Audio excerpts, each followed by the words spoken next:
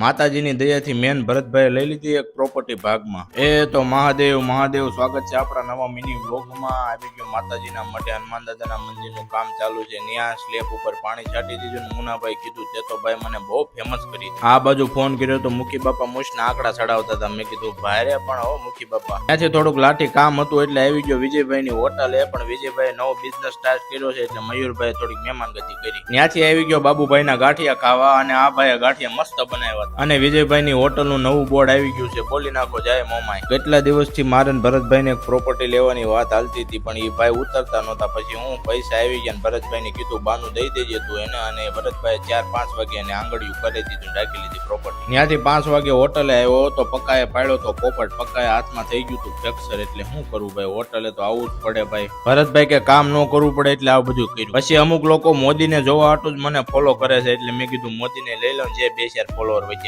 Vlog બનાવું છું પણ તમે ફોલો કરતા નથી. કાંઈ વાંધો નહીં ભાઈ, કાંઈ વાંધો નહીં. હાલો તે જય ઠાકર.